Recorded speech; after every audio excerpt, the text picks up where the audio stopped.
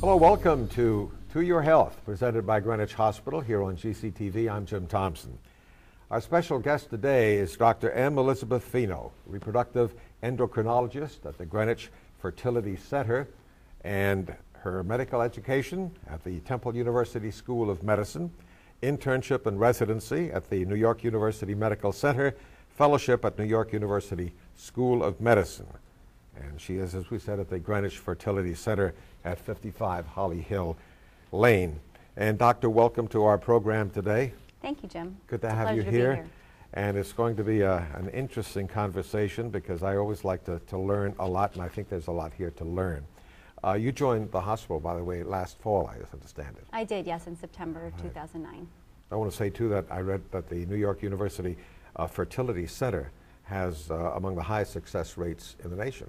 It does, and that's what's so exciting about the Greenwich Fertility Center's affiliation with NYU is being able to combine that high success with really a nice intimate setting in Greenwich Hospital. Terrific. What is a reproductive endocrinologist? Well, Jim, it's basically, as a reproductive endocrinologist, I'm a physician trained to treat patients for a number of problems related to reproduction, and that can run from anything from hormonal irregularities to menstrual problems, infertility, recurrent spontaneous miscarriages, and menopause as well. Now, the training for this has got to be intense. It does take a long time to get here. Yeah. We actually go through, so we start generally as a residency in obstetrics and gynecology, which is a surgical residency, 4 years long. And then following my residency, I went into subspecialty training, specifically in the field of endocrinology and infertility, and that's an additional 3 years beyond your residency. All right. Now, what causes infertility? I think it's one of the questions that people out there somewhere have all sorts of ideas about, but what causes that, and how do you identify each patient? It's actually, if you break it down into a pretty simple view, you can think about it as about a third of infertility is related to the male side, so male factor infertility, a third to the female, and then about a third just is unexplained. We never really find a diagnosis during our workup. And so if you break that down, within the female infertility, there are several things which can cause that. Commonly ovulatory problems, so problems with the menstrual cycle and ovulation, and then also problems with anatomy, so either the uterus itself or the ovaries or fallopian tubes are common areas of problems that lead to infertility. And as far as the workup goes, it's actually fairly straightforward and can really be done in just one menstrual cycle. So typically when we see a couple that is coming in for an infertility evaluation, we start with doing a blood test on the first or second day of their menstrual cycle, and that helps us to look at the woman's ovarian reserve and her ability to produce eggs, and also gives us an idea of the quality of those eggs. And then we also look at the male side and look at the semen analysis, as well as looking at the female's anatomy. So some measure of the uterine cavity itself and also the fallopian tubes. And there are several different tests that we can use to do that. But commonly we use something called a hysterosalpingogram, which allows us to look at both at the same time, the uterus and the fallopian tubes. And then we also do a measurement of ovulation. And so many women are already doing this at home using just over-the-counter ovulation kits or basal body temperature monitoring. But typically we'll check just a one-time check for a serum blood level of a hormone called progesterone, which is secreted after ovulation and gives evidence of ovulation in the cycle. What part, if anything, does age play in this when people come to see you?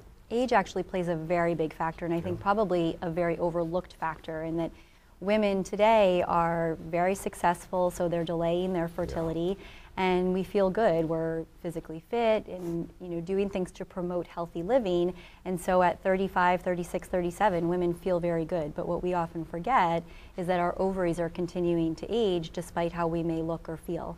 And so from the age of 35 onwards, your fertility starts to decline at a much more rapid rate than it does up until 35. And so 35 and over, we typically recommend starting the infertility workup even sooner because of that age factor. And even though fertility treatment is very successful in women 35 and older, you're still fighting the natural decline in fertility. So treatment is not as successful in older women as it is in younger women.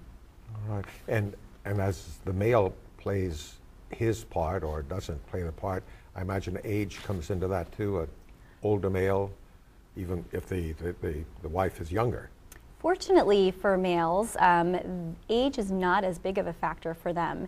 And the main reason is because males are continuously producing new sperm and turning over old sperm, whereas women are born with all of the eggs they'll ever have, and then they just gradually decline throughout their life. And so not only are they declining in number, but they're declining in quality too. So because males have a different type of reproductive physiology that allows them to continuously produce new sperm, we don't see the age effect in them until they're much older.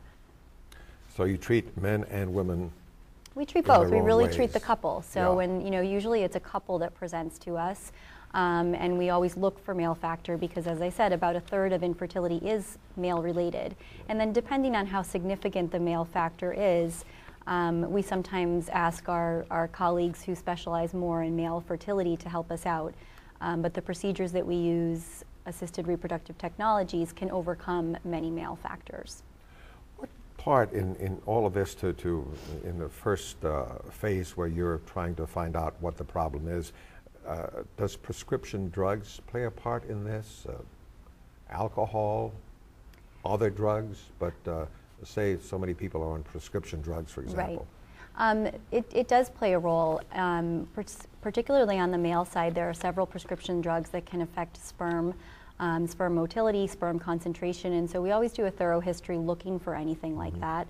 And then on the female side, we promote a healthy diet, healthy living, but things specifically like alcohol, certainly smoking, tobacco use affects not only pregnancy but also fertility and ability to conceive. And the evidence now is also building a little bit in support of decreasing your caffeine intake, where it used to be mostly just linked to pregnancy and miscarriage, but also now more linked to infertility as well. Interesting, interesting. What did the Greenwich Fertility Center open? When did that open up? And tell us a little bit about it. We actually opened in 2003, so we've been around for quite a while, but in 2003 the hospital really saw the need to be able to offer families in this area in Greenwich and Westchester County and Fairfield County fertility services. And then we really recently had a milestone where in June of 2009 we added a laboratory to our fertility center. And so the difference is basically just that women were able to come and see us and have fertility treatments given, but for more advanced assisted reproductive technologies would go into our laboratory at NYU in Manhattan. So really it was a very big step for us to open our laboratory here, which is at Greenwich Hospital, but is still run by NYU physicians and NYU laboratory director. So we offer really the same outstanding pregnancy rates that NYU has, but really in our own community here in Greenwich Hospital. I know you two, from what I've read, have some very pertinent interests in egg freezing. And I read here a quote from Dr. Barry Witt, the center's medical director, and I'm going to quote now: "We can now perform the entire in vitro fertilization IVF procedure, including egg retrievals, embryo transfers, embryo freezing in our own procedure room and embryology lab in Greenwich." And your interest, I see, is in egg freezing. Tell us about that. What does that entail? So I have a particular interest, I would say, more generally in just fertility preservation, and egg freezing falls under that. And what fertility preservation is for women who are not actually trying to conceive, or potentially medical factors that might render them infertile, and so want the option to preserve their fertility. We've come a long way in this field in that several years ago, really the option that we had was if you wanted to delay fertility, you could go through the in vitro fertilization process and freeze embryos. And we've been very good at doing that for several years. But the egg is more difficult to freeze. It has a larger volume of water. And so preventing ice crystallization and damage to the egg was difficult to get around.